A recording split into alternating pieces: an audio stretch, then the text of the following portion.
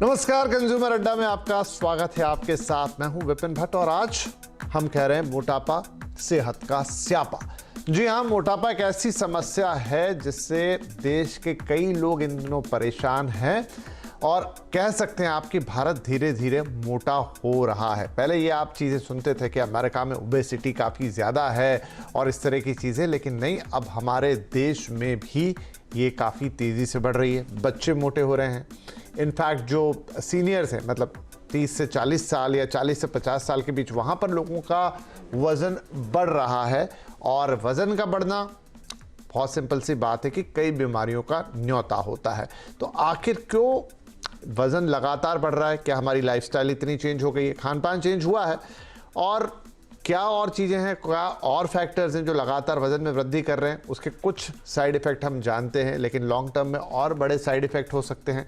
और आखिर ऐसा क्या कोई सिंपल मेथड नहीं है वज़न घटाने का या कंट्रोल करने का, जिसमें आपको कोई बहुत खाना पीना नहीं छोड़ना है, बहुत पसीना नहीं बहाना है, लेकिन अगर आप थोड़ी सी चीज़ों का ध्यान रखें तो वज़न नियंत्रण में रह सकता है, क्योंकि इससे आप स्वस्थ रहेंगे पूरी तरीके से। तो चलिए आज इस वज़न के स्वास्थ्य कनेक्शन को, हेल्थ कनेक्शन को थोड़ा टटोलेंगे, थोड़ा और इसके अंदर जाएंगे और बातचीत करेंगे कि कैसे आप इस पे अपना कंट्रोल लेकर आ सकते हैं। हमारे साथ कुछ खास मेहमान जुड़ रहे हैं, उनका आपसे परिचय कराएंगे, लेकिन उससे पहले थोड़ा वज़न को और समझने की कोशिश करते हैं।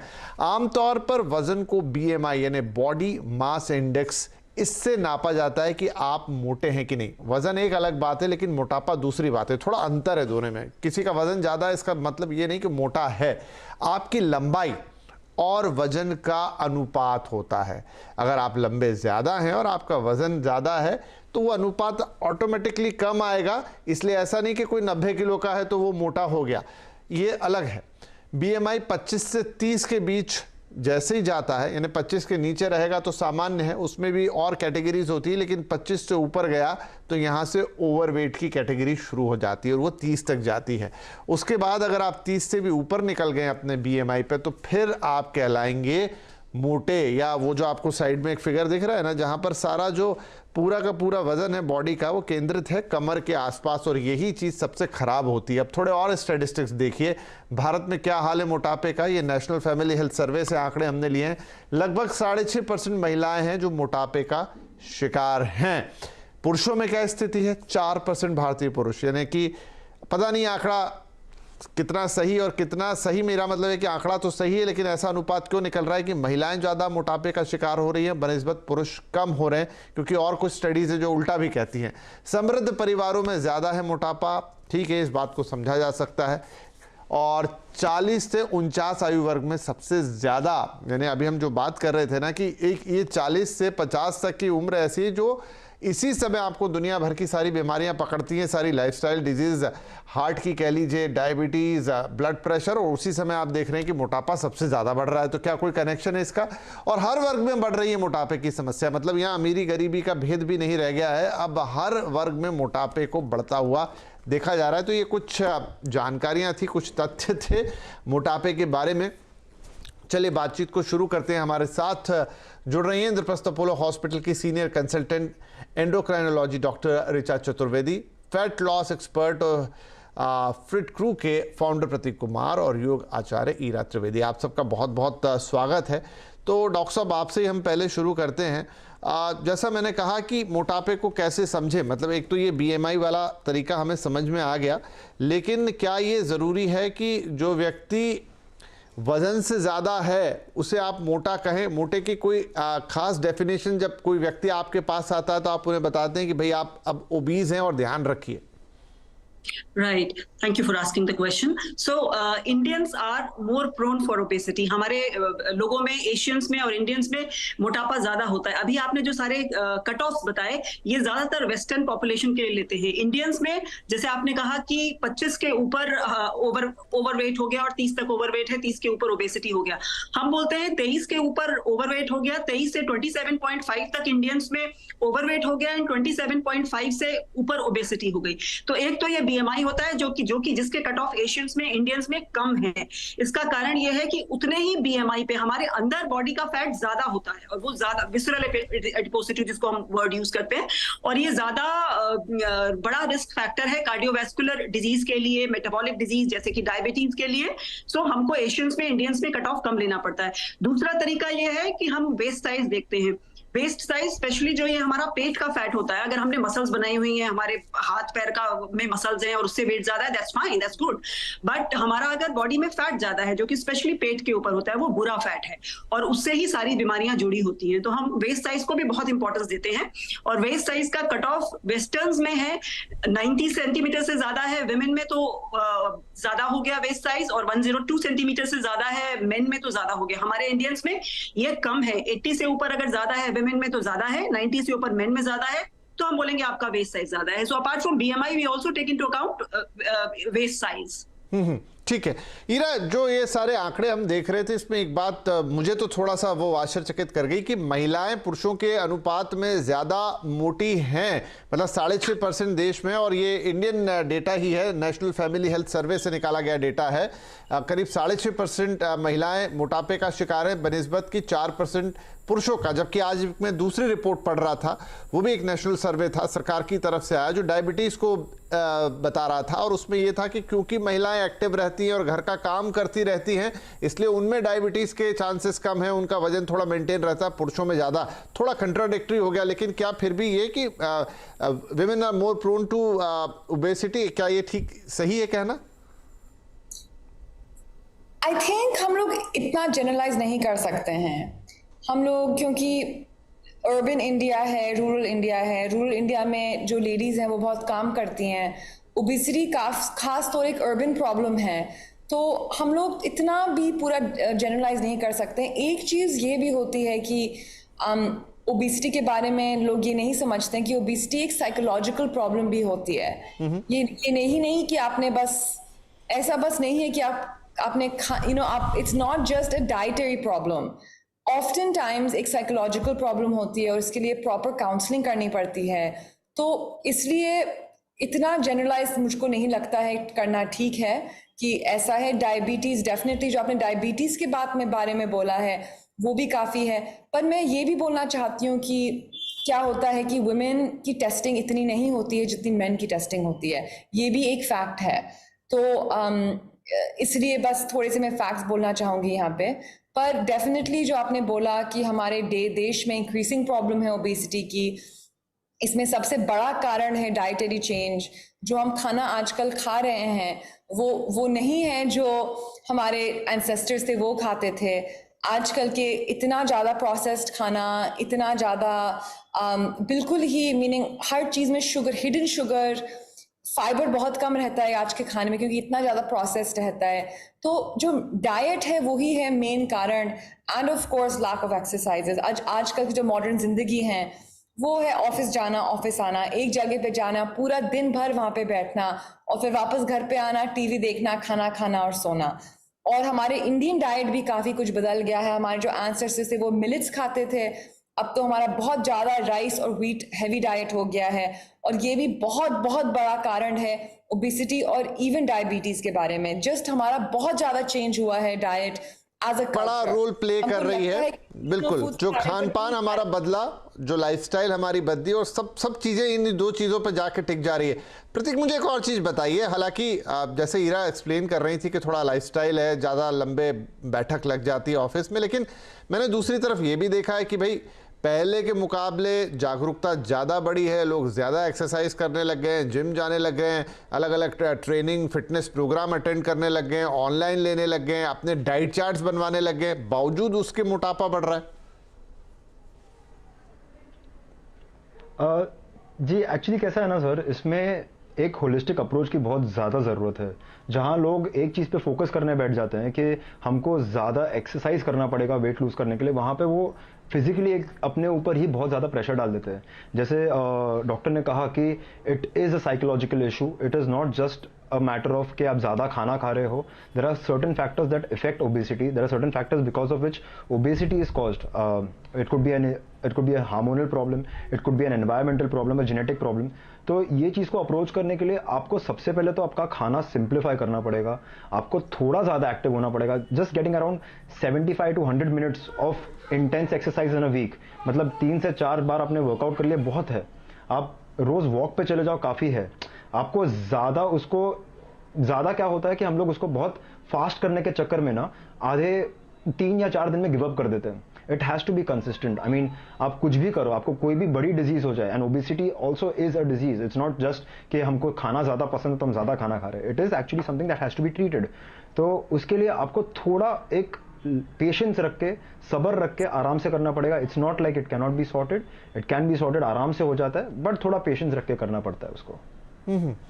तो मैम, डॉक्टर साहब, आप ये बताएं कि क्या मतलब 2 ही ये बड़े फैक्टर हैं और इसीलिए हम इतना चेंज देख रहे हैं ऋचा जी, कि एक तो खान पान बदल गया और दूसरी लाइफस्टाइल बदल गई, या कोई और कारण भी है? देखिए, इसमें तो कोई शक की बात नहीं कि अब जैसे 30 साल पहले हिंदुस्तान था या 40 साल पहले, वो आज नहीं रह गया. पूरी तरह से लाइफस्टाइल चेंज हुई है, पूरी तरह से खान पान भी चेंज हो गया है, तौर तरीके चेंज हो गए खान पान के. तो क्या यही 2 बड़े फैक्टर है? मतलब इन पे अगर कोई सीरियसली थोड़ा सोच ले और उस पर कुछ काम करे तो चीजें सॉल्व हो जाएंगी, या और भी कुछ हो रहा है साथ में?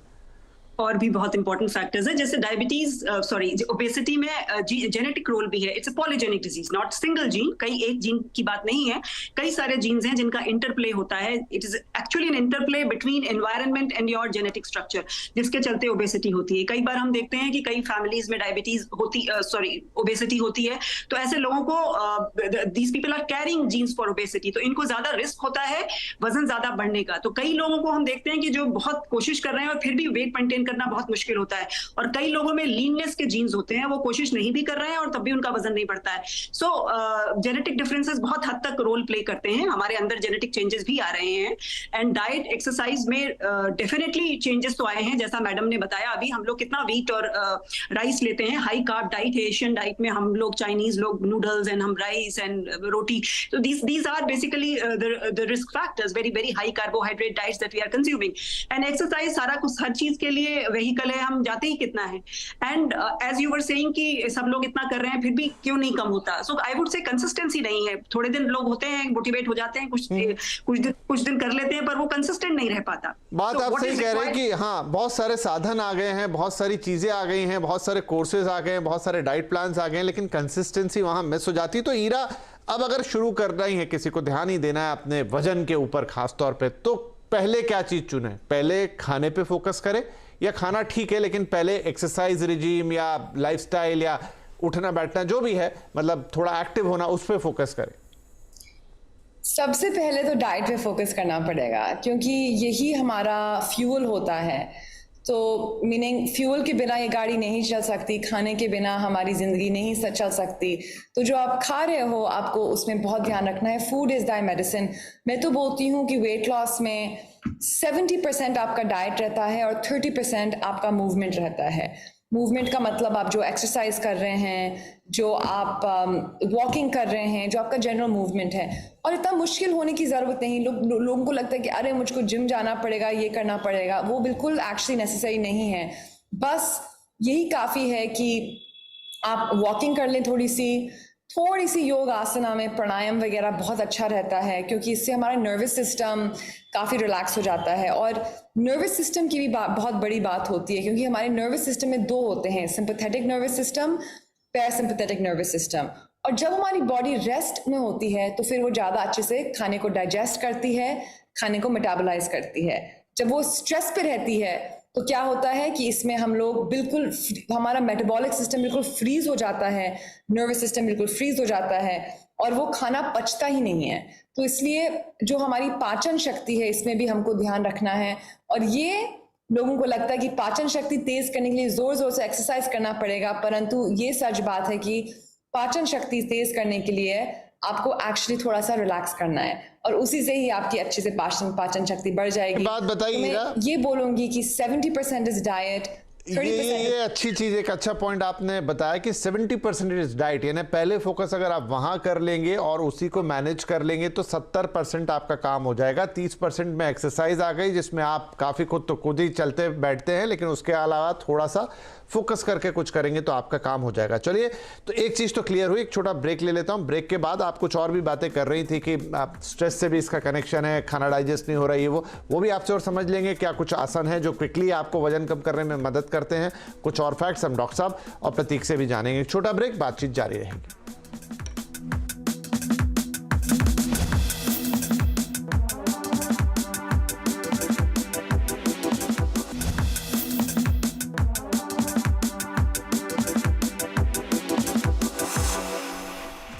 तो बात हो रही है मोटापा, सेहत का स्यापा। हम सब इससे दो चार हैं। वजन तो हम में से कईयों के बढ़ जाते हैं और खास तौर पे पेट निकल आते हैं, उसी को आप मोटापे की तरह भी डिफाइन करते हैं। क्विकली अपने मेहमानों से कुछ जवाब चाहेंगे क्योंकि समय कम रहेगा इसमें। प्रतीक, फटाफट आप हमें ये बताइए कि बहुत क्या होता है, वो सही बात है, आप बहुत बड़े बड़े प्लान्स बना लेते हो, होता जाता फिर कुछ नहीं, 2-4 दिन में ठप। कुछ छोटी सी स्मॉल एक्सरसाइजेज या कुछ रूटीन जिसको आप फॉलो करें, और ऐसी कि भाई हाँ 5 मिनट 10 मिनट और फॉलो होती जाए। 10 मिनट तो कोई निकाल ही लेगा। हाँ, मतलब रिलेटिवली अगर आप देखोगे बहुत आसान चीज़ है। अगर इसको आप ब्रेक डाउन करेंगे, एक फिजिकल कंपोनेंट होता है जिसमें आपका डाइट रहेगा और वर्कआउट रहेगा। डाइट को तो आप जितने ज़्यादा प्लांट्स खाओगे, जितने ज़्यादा होल फूड्स खाओगे, उतना आपके लिए बेटर रहेगा। वर्कआउट एक 10 मिनट का रूटीन आपने रोज़ ही कर लिया, सुबह उठ के बेसिक एक्सरसाइजेज जैसे स्क्वाट्स हो गए, पुशअप्स हो गए, आपने बस इतना कर लिया, which is followed by some meditation. So आपका वो वर्कआउट फिजिकल एक्टिविटी हो जाएगा। इमोशनल एक्टिविटी आपका अगर एक सपोर्टिव एनवायरनमेंट रहा, जहां लोग आपको चिढ़ाए नहीं, जहां आपको पता है कि आपके पास एक सेफ स्पेस है, आपको लोग सपोर्ट कर रहे हैं इसके लिए, एंड एक मेंटल एट्रीब्यूट रहता है जहां पे अगर in case it is because of depression और एनी इमोशनल ईटिंग, या तो आप उसके लिए कोई काउंसलर के पास जाओ, या तो उसके लिए आप कोई मेडिसिन ले सकते हैं। So there are multiple aspect, जैसे फिजिकल, इमोशनल और मेंटल चीज को अगर आप साथ में ट्रीट करेंगे ना, तो एक ओबेसिटी परफेक्ट कोऑर्डिनेशन होना चाहिए। लेकिन हाँ, जो 70-30 वाले में जो 30 का हिस्सा था जहां पर आपको थोड़ा सा फिजिकल एक्सरसाइज करनी है, तो 10-15 मिनट भी आप निकालेंगे। 90% डाइट है।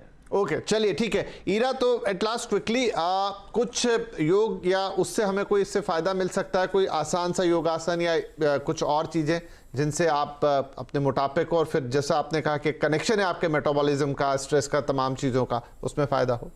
मैं बोलती हूँ कि सबसे सिंपल है कपालभाति और थोड़ा सा प्राणायाम करना, सबसे सिंपल है।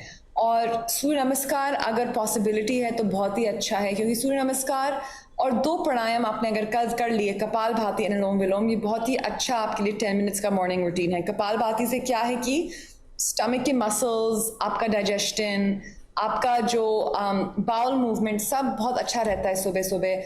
नर्वस सिस्टम भी रिलैक्स हो जाता है, मेंटली भी हम लोग स्ट्रांग हो जाते हैं। ओबेसिटी का ये भी कारण होता है कि स्ट्रेस में लोग बहुत खाना खा लेते हैं, कि कुछ स्ट्रेस हुआ तो तुरंत कुछ मीठा खा लिया, कुछ अनहेल्दी खा लिया, कुछ फ्राइड खा लिया। क्योंकि आयुर्वेद के हिसाब से जब आप मीठा या फ्राइड खाते हो तो आपका नर्वस सिस्टम रिलैक्स होता है। पर नर्वस सिस्टम रिलैक्स करने के लिए अलग चीज़ें होती हैं, और आप 2 प्राणायाम रोज करिए, और आप सूर्य नमस्कार अगर आपकी बॉडी आपको अलाउ करती है, या तो आप जेंटल मूवमेंट्स करिए, जेंटल वार्म अप्स करिए, बस बेसिक सूक्ष्म व्यायाम हम इसको योग में बोलते हैं। बस अपने नेक एक्सरसाइजेस, शोल्डर्स, और इसमें ही हम अपना काम चला सकते हैं। ज्यादा एग्रेसिव एक्सरसाइज करने की जरूरत नहीं होती है। ठीक है जी, बहुत बढ़िया। तो 70% या कह लीजिए उससे भी ज्यादा खाना मेन है, उसको आपको कंट्रोल करना है, और उसके बाद हल्का फुल्का व्यायाम कर ले। कपालभाति, अनुलोम विलोम आप सब जानते हैं, वीडियो ढेर सारे हैं, कोई भी निकाल के देख लीजिए। 5-10 मिनट 15 मिनट अगर इसको दे देते हैं तो आपका एक बैलेंस हो जाएगा, और इससे आपको मोटापे से निजात पाने में मुक्ति मिलेगी। और अगर फिर भी वजन आपका कम नहीं हो तो डॉक्टर ऋचा से जाके आप मिलें, उनसे थोड़ा उसको समझें, उसका क्या है पूरा इकोसिस्टम और क्या ताना बाना। हो सकता है आपको जेनेटिकली कोई प्रॉब्लम हो जो इतनी सीधी तरीके से सॉल्व ना हो पाए, तो डॉक्टर इसमें आपकी मदद कर सकते हैं, एक्सपर्ट्स इसमें आपकी मदद कर सकते हैं। लेकिन इतना जानिए, आप अगर अपने वजन को कंट्रोल करेंगे तो लाइफ लंबी होगी, वो तो एक ठीक बात है, लेकिन वो हेल्दी होगी और बहुत बेटर होगी। यानी कि आपकी प्रोडक्टिविटी अच्छी होगी, यानी आपकी लाइफ में बढ़िया बढ़िया चीजें होती हुई नजर आएगी। तो मोटापे पर ये थोड़ा सा अगर ध्यान देंगे तो वजन कंट्रोल में रहेगा। बहुत शुक्रिया आप तीनों ही मेहमानों का आज इस कार्यक्रम में शामिल होने के लिए। नमस्कार।